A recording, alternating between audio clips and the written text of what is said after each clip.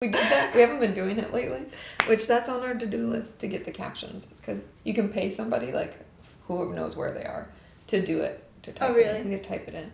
And it's like, well, I was wondering if you, like, had a script and then you, like, you know, you just type, you know, you read from the script and then you put that in as the caption. Oh, that would be easier. No. I just fly by the seat of my pants. Then you'd be, like, reading the caption and I was like, what? Okay, back that up. Yeah. It's like if I was all fancy, like on E-News, I have like a cue card person. yeah. It took me the longest time to realize that people did that. Well, you can't people are really always see their eyes because they're really good at it. It's like right there.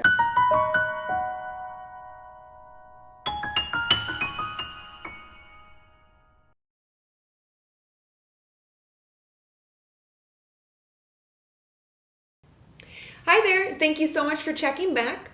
This week I have a very special treat. I know that a long time ago I told you guys that I was going to be sitting down with my friend Kate, the dietitian, to ask her some questions and to get your questions answered about what a dietitian is and what her role is. And I know sometimes some of us are scared to see them, and you know, we just kind of wanted to know things that I, as a therapist, can't answer because I didn't go to school to be a dietitian. I don't know how nutrients interact in our bodies or what's appropriate or not appropriate, right? So we need to go to the particular person who has the education and the background that can answer our questions. So today I bring you Kate Machado, and she is a registered dietitian, and I've worked with her at various treatment centers, all different levels, to be honest. We worked in a residential together and an IOP PHP program, and have even had clients we've shared on an outpatient basis.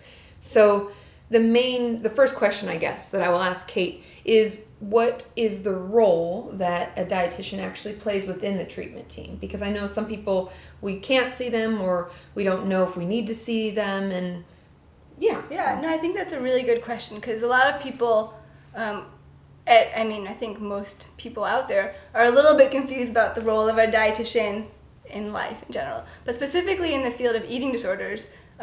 As a registered dietitian, not only do we have a background training in nutrient interactions and eating, and you know, we can work in a hospital level or outpatient, but we also know a lot more about the nuances of the eating disorder and the physiology of how the eating disorder changes health and how the interactions with food can affect that. So having that knowledge and then applying it to the different levels of care, like you were mentioning, so where an inpatient is going to be a little bit more of a critical medical condition than an outpatient level, and so we've worked in all those in between.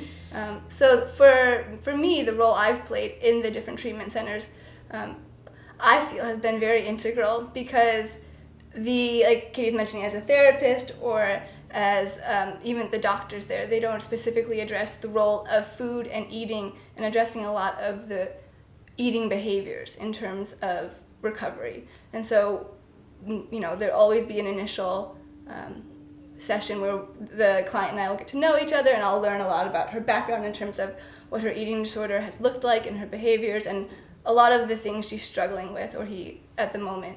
And then week by week, day by day, we start to break those down. Mm-hmm. And depending on how intensive the treatment is, we can do it at a more intensive level where there'll be daily food challenges sometimes, mm-hmm. which may just mean eating daily, couple, 3, 4, 5, 6 times a day, all the way down to if somebody's working on their own with just a therapist and a dietitian, it may go a little bit slower and a little bit slower progress. Mm-hmm. But in general, with an eating disorder, I think it's not impossible, but really difficult to get full recovery and be confident around food without working with a dietitian who can help to learn those skills from. Yeah, and I mean, I agree.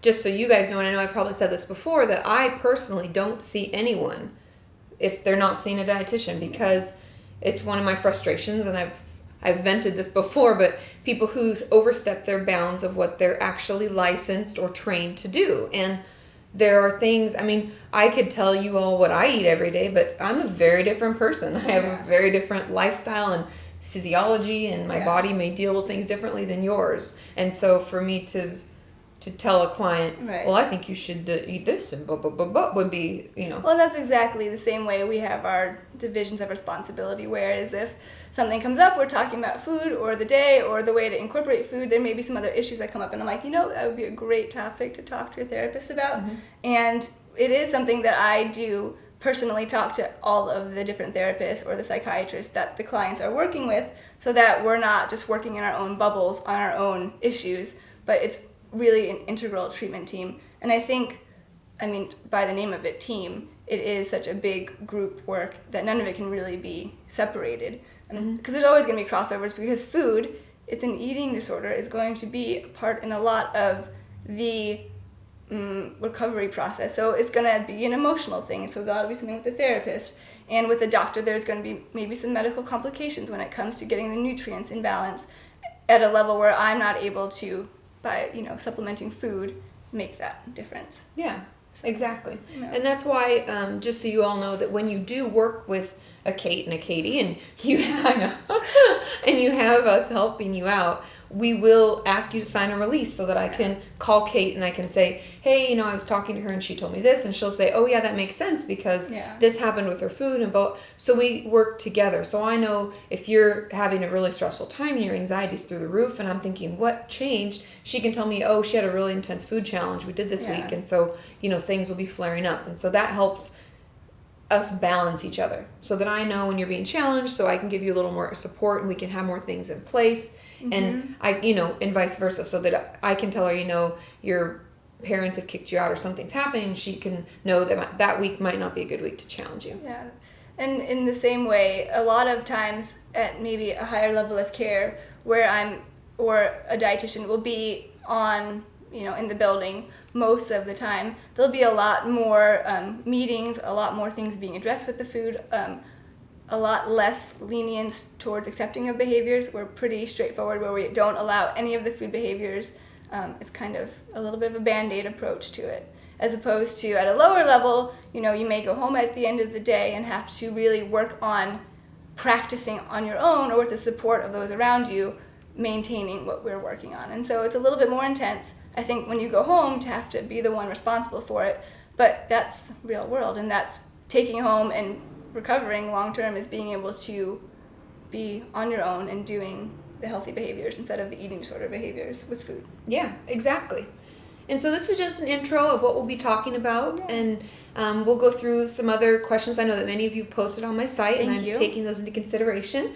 So welcome, Kate. Thanks for sitting down with us. And I'm glad to be here. Thank you.